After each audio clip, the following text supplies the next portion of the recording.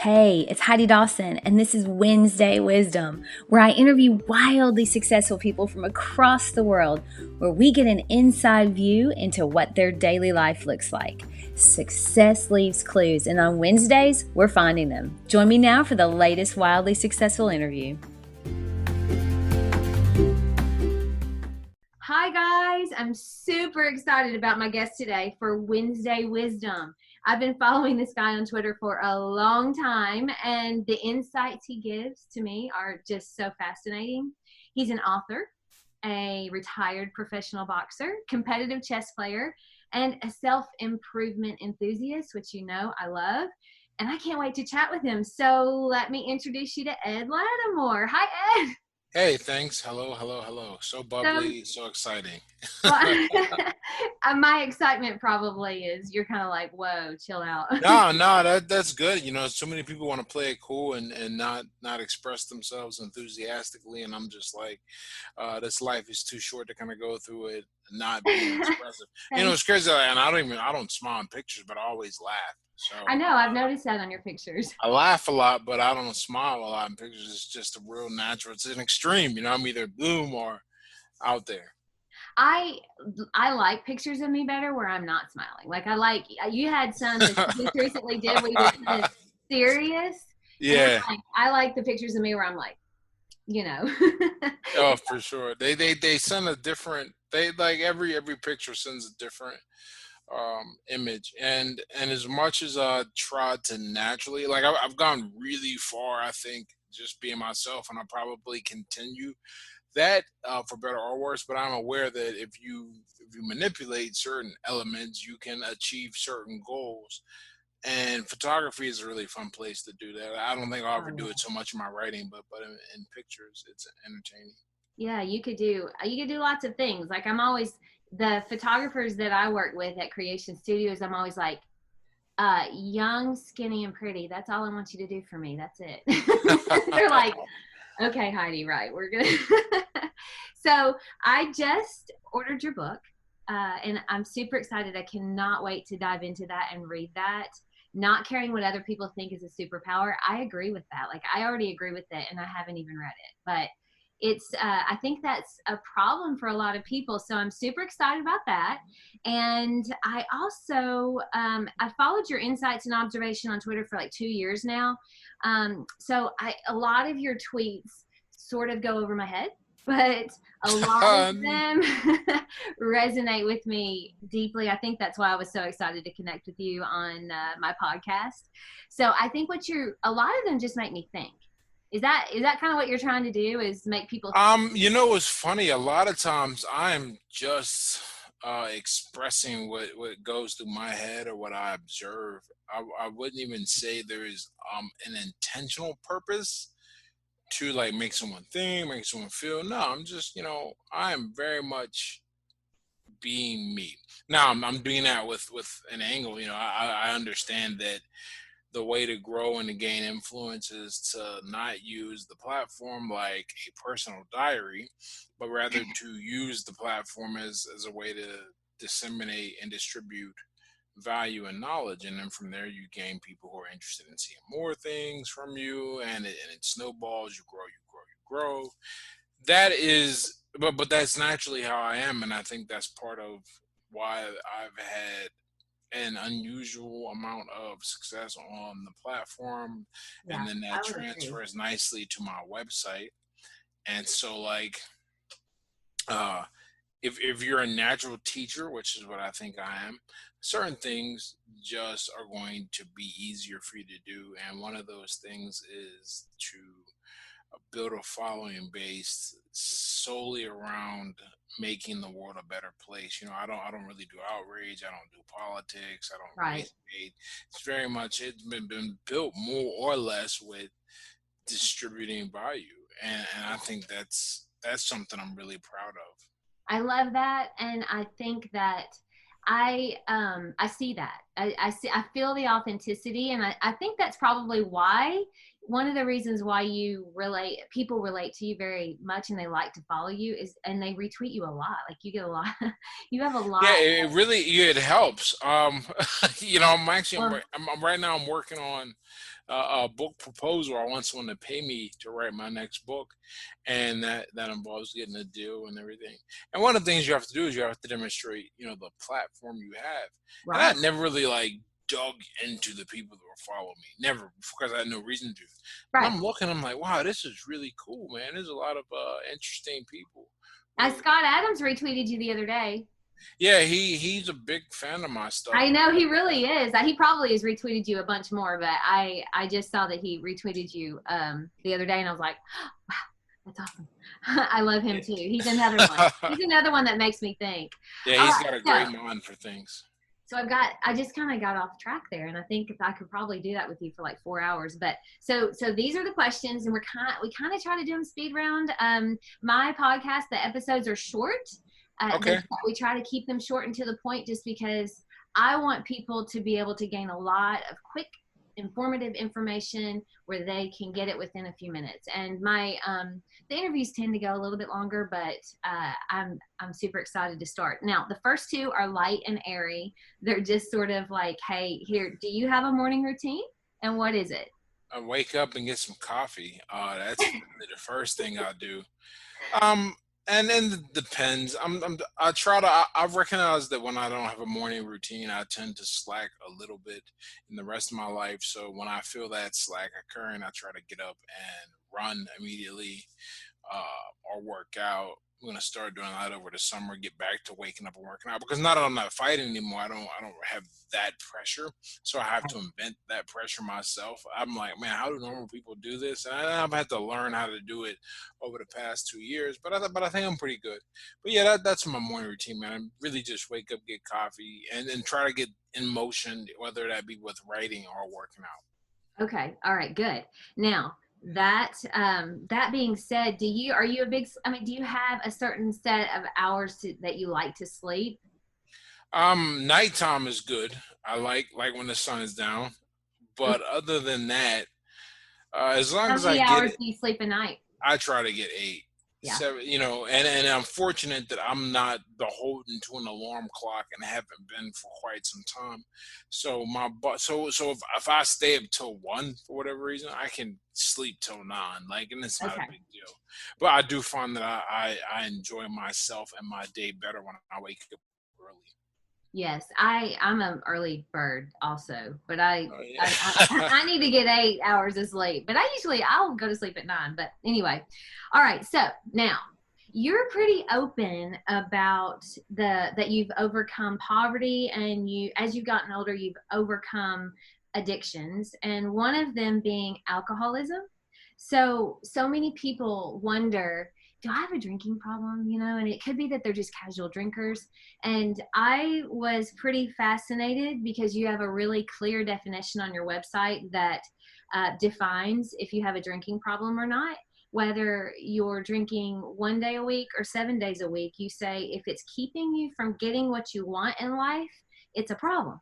Yeah, I exactly. think that makes a lot of sense to me. I mean, it makes you stop and think, like, is there something that drinking is keeping me from? And if that is the case, then you have a problem. And I love that. You don't drink at all now, right? No, no, no. I haven't drank. It'll be 7 years this December. December 23rd will be seven Okay. years. And so, That's what I thought. I mean, I have read that from you several times. You have tweeted about that. So what would you say to someone that wants to quit drinking but thinks that it would take all the fun out of life? that is a thing that a lot of people worried about. I certainly worried about it. But what you find is that there is a lot of life outside the bar, like a lot of life. I remember when I flew into Fort Worth earlier, it was like last year, maybe. And I was like, oh, I've got some time to kill. And that was when it was like super clear to me, because I remember like old me would be like, let's go find a bar and sit and drink and just be a fool. And and this new me, I was like, oh, here's a museum. I found a jazz club and everything like that. Took a walk. I mean, there's so much to do that it's really funny, because we were brought up in the culture of drinking, Yeah. so we don't question it. We don't think, okay, there has to be something else better, and then we see and we build friendships around that. Certainly, the way the university system is set up, Right. we never stop and go, wait a second, what what else is there? And I was guilty of the same thing. But Yeah. once you do it, I mean, there's so much. I can't even think about it. And on top of that, I'm always clear minded, and I can remember how it goes, and I know, like, if I embarrass myself or act a fool, it's because I did it, and Right. that You're was like, I was sound in mind when I did that. I know yeah, that. so not only is there a lot to do, you just get more out of it. I love that. I think that we have normalized drinking to the point to where it's almost abnormal if you don't. And Right. What the old joke is, alcohol is the only drug where if you don't do it, people think you have a problem. they're like, "What's wrong with you? Why aren't you drinking?" I agree. Okay, so I like that. That's a really really valid point.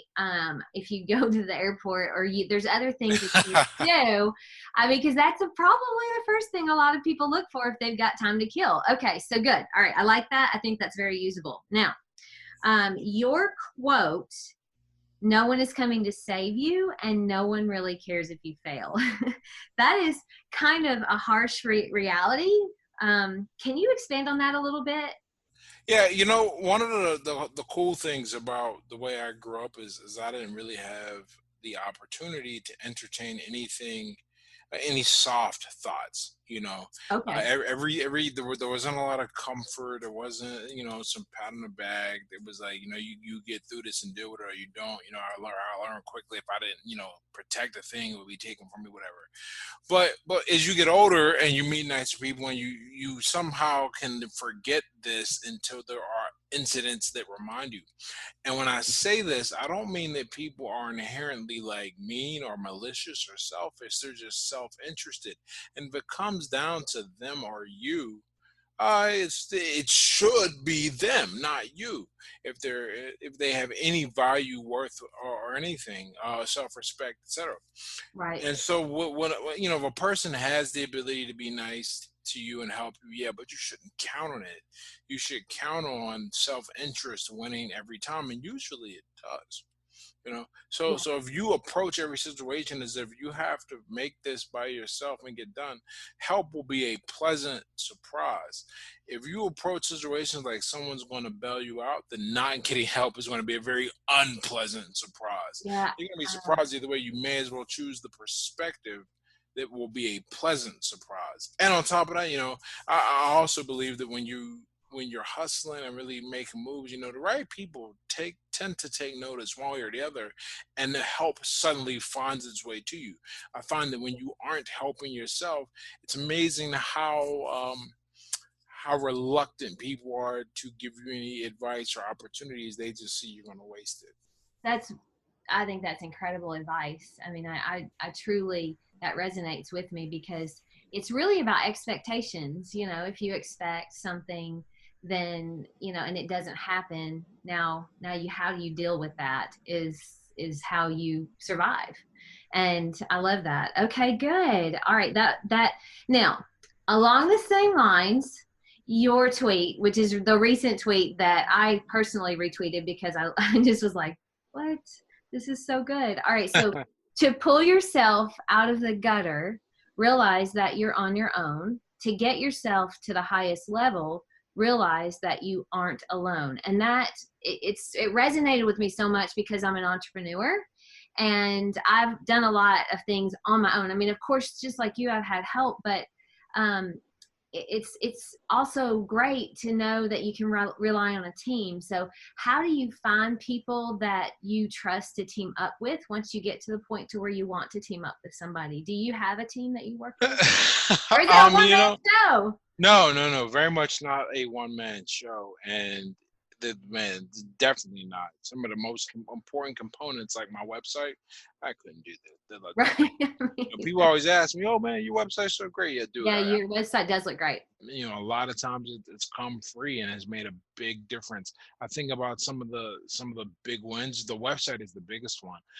My website has been managed by a guy named John Pearson for a long time, and he reached out to me initially, 4 years ago, and he's like, "Dude, your website is you've got some great words, but it's just horrible looking, right? Um, do you mind if I redo it for you for free? And like, I'll just let you use that as a free thing, and I'll use it as a portfolio." And I hadn't had any experience whatsoever at this point. So I just took it, and he did a great job, and he kept doing a great job for about a year. And he was like, I would like to kind of get paid, whatever. And I'm like, hey, no problem. So I paid him a retainer fee. And then when it came time to redo the website, what it is now, and you want to talk about like a monster? I mean, this thing Right. is faster than all of my competitors. The bounce rate is lower than my competitors. I mean, it's a nice website, very profitable. Yes. And when he said I need to get paid, I had no problem, because at this point he's proven himself. Yeah. With the title, for a lot of people think I'm great at naming stuff. I am, right? But I had to get a lot of help initially. I had a guy who is now off the internet, Victor Proud. He actually reached out to me one night, and he's like, "Dude, it's a shame you have such a great Twitter account, but you name books something stupid like Twitter poems and insights," which was like the first thing I put out. And I told him the original title, of not caring what other people think is superpower, and it was going to be the quotable boxer. And he was like, "That's horrible." And he told me why, and then he's like, "Use any one of your tweets, any one of them, like, is better than that." And so I we went. love it. That's incredible to me. So you have had people that have, and it all goes back to your authenticity though. I think it all goes back to that. I mean, eventually people, of course, they work with someone. It's just like with me looking at you, I'm like, wow, okay, that is someone that to me, I feel is authentic. And so you just kind of relate to them. All right. So you have been, I've noticed you've been talking a lot about lately emotional control. Yeah. And, do you have advice for us on having emotional control in our current crazy environment? Yeah. If but it's not easy. It's simple. It's not easy. If people merely remember that, how you feel, you can't control that. And I don't expect anyone to be able to. What I do expect people to do is two things. One, control the reaction to how they feel. You know, what is that old saying? Life is not what happens to you, it's how you respond to Yeah. it. 120%. If a person can do that, it solves a lot of problems. Here's the other thing people can do, and this is like the next level. All You right. need to be able to argue the other person's point. That's a more, I guess, into a more intellectual, mental way of saying, put yourself in the other person's shoes. When you are able to effectively argue another person's perspective, even if it runs contrary, or really especially when it runs contrary to yours, uh, you're going to remove a lot of anger from your heart. You're going to remove a lot of snap judgment. You'll see where a person's coming from, and then you're just in a much better position to find a solution. Because right now, the way people react and moving, there are no solutions. There's just appeasement, No. and we know appeasement. If it's amazing. One thing that we just can't seem to get right in history is that appeasement never works. We need to have real solutions and talk to people and figure out what's really going on. But that can only happen when, one, you control your reaction. You know, to go, "Oh, I want to yell at you, but I'm going to stop and I'm going to control and listen." And then also make a concerted effort to see the other person's perspective, to really try and argue and see, okay, how did they come to this conclusion? And when you can do that, you're just in a much better position to have a conversation, and that's what I think will make it. That's beautiful advice. Okay. All right. So, where in the world do you come up with all the inspiration for these consistently fabulous tweets? We kind of talked about that earlier, but like the coffee's so black. One of my favorites. I mean, how many coffee so black tweets do you have? Like, where? Oh, I don't. Every now and then I'll go through and do a search, and then when I see them, then just retweet them all, and then Okay. laugh and have a good time. but I mean, I'm sure that there's quite a bit. There's got to be at this point at least 15, maybe 20. I don't know.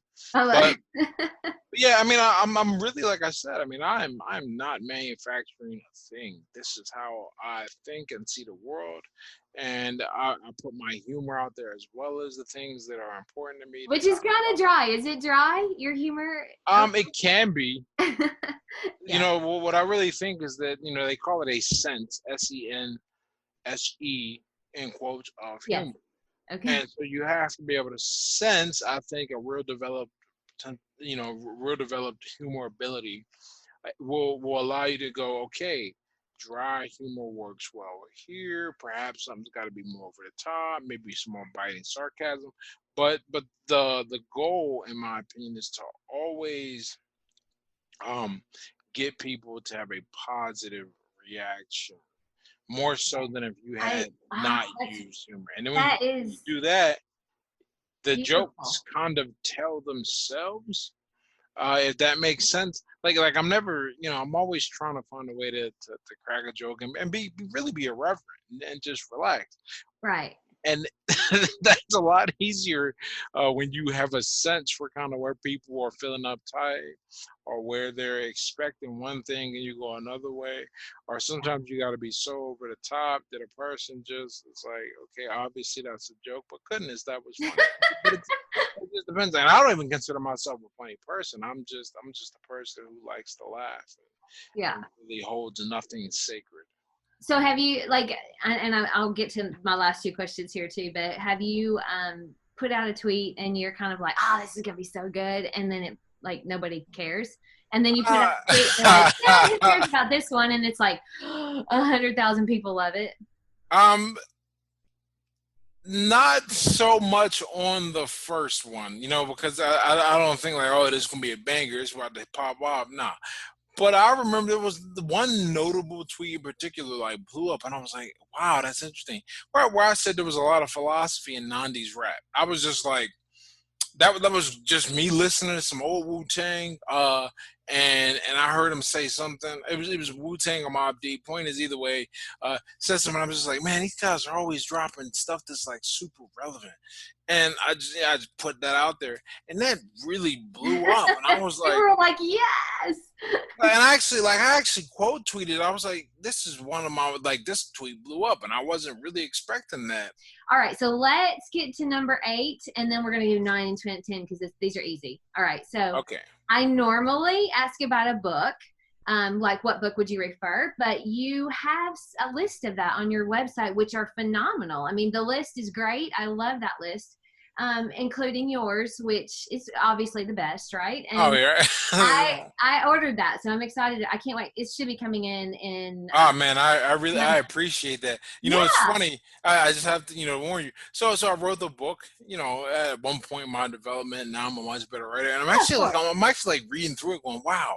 And I'm re-editing it because I went to look at it to start the voice. I wanted to do an audio book. And I was like, I'm a much better writer now, and I have Of resources. course. So yeah, but Well, I can't wait to read your next book too. But I think Russell Brunson says, just do it. It's like my podcast. right, Just exactly. do But it, and just at the end, I'm I am writing a book as so well, and it's going to be happy. terrible because it's my first one.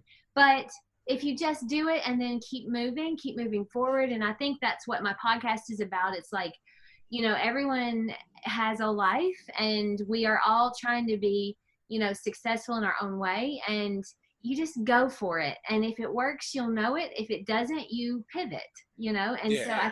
I think that's the important thing. All right, so what podcast, like, do you have a podcast that you listen to that you are like, yeah, I really like this, or is it I wouldn't beneficial? say in the traditional sense of a podcast. I listen to anything. There are a few guys on the YouTube space that I rock Okay. with. I guess they would be considered a combination of black YouTube and like Manosphere YouTube. So Manosphere. yeah, yeah. So That's I a listen thing, to yeah, that okay. is a thing. Donovan Sharp, Kevin Samuels, C Boogie, Minister Jap. these are all just, I mean, these are some rough personalities. So, Okay, so so if that's you're, you if you too. Kevin Samuels is a little not so rough, but a lot of these other guys, Okay, I'm gonna remember that one then. Kevin Samuels. oh yeah, yeah, he's talking. So I'm a big fan of those guys. Okay. All Well, right, other than cool. that, I don't. It's interesting. I always find reading more satisfying than listening to a lot of audio. Like one thing I hate is when I'll be talking to somebody on WhatsApp, and then I'll see the recording a voice message, and I'm like, "Come on, man! Like now I gotta stop and listen to you. I can just glance down whenever." But Yeah. yeah, That's funny. That's really interesting. Okay. All right. So for aspiring writers, because there are a few that listen to me that are, do you write every day? And is there one thing that's worked the most? I think we already answered this, like towards your success. I think we just decided that Twitter and your website. yeah. Twitter and your website. I try to write something every day, right? Okay. But here's the thing about making a living as a writer, and I think one could, certainly not in the way I thought I was going to do it, but here we are. The thing about it is it's just as much about creating as it is about understanding the business aspect. And when you really dive into it, you got to spend a lot of time on the business aspect. Now, fortunately, for how we live today, my main kind of tool for that is a writing based platform. Okay. Right. I get to sit and write and tweet, polish, whatever, right? But I'm always working on something for like the next book or the next post or the next podcast. So yeah, I think I do write every day. Yeah, Yeah. yeah, for sure. That's Yeah. how I've grown the site and how I've grown the readership. Okay. See, I think I relate to you on that too, because I try to do that as well. I didn't ever think of myself as a writer. Like I said, I'm a designer by trade. And then when I started writing, I was like, oh my gosh, I really like writing. It's so fun. It's really That good. is excellent to hear. Yes. Okay. So finally, and the last one, and then I'm gonna release you because I've kept you too long. Finally, okay. One piece of advice that you give yourself when you first were starting right now, like what would you tell yourself? Oh, huh, that's really good. I would probably tell myself to to to realize that you're going. If I knew that I was going to grow the way I grow, I'd probably never partner with anyone. Not because um, I don't think that you ever should partner, or rather I would be more discerning. I would just, and I'm already pretty discerning anyway. But I yeah, like because that. More discerning on who you partner with. yeah, That's have a actually really good advice. have a lot of faith in yourself and what you're going to create, because if you do that correctly, if you do it right, if you do it great, then what should happen is you should build enough value to where people are going to seek you out to try and help you even more. But if you try to come into this thing start immediately like, oh, here's what I'm going to do, I'm going to just partner with a bunch of people and grow, you'll never, I mean, you just can't do it. or, I or, love or or you'll cap yourself out, because what I found is the people with real value and real talent, whatever, uh eventually the what is that, the cream cream, rises to the top. yeah, Yeah, eventually it does. So I like that. I think that's amazing advice to be more discerning on who you partner with when you're first starting. So that's awesome. Okay. Well, those were our 10 questions. And I know I always say speed style and then I kind of run them long, but you're fascinating to talk to. And I love value is value. That's all that that matters. value is value, right? So, Yeah. how do people get in touch with you if they would like to look at your courses on, I mean, your website? Is that the best place? You have a blog. Yeah, fortunately, anybody who comes after me with the name Ed Latimore, they're cooked. They got to get another name, because my Twitter handle is Ed Latimore, my Instagram is Ed Latimore, my website is Ed Latimore, my Facebook is Ed Latimore, or rather, my website is edlatimore.com. But yeah, all that, you come sign up. Very happy to have you if you stop on by. Okay, awesome. And you've got lots of good ones. It's there's a lot of good courses in there. I was going through your site, so that's fabulous. And I want to thank you for your time, and I can't wait to see your next tweet. And I just want to honor you for coming on here and blessing us with your presence. Hey, thank man. Don't forget to subscribe and share with your friends, because we're just going to keep going bigger and better places together, and I love that about us. Talk to you in a few days.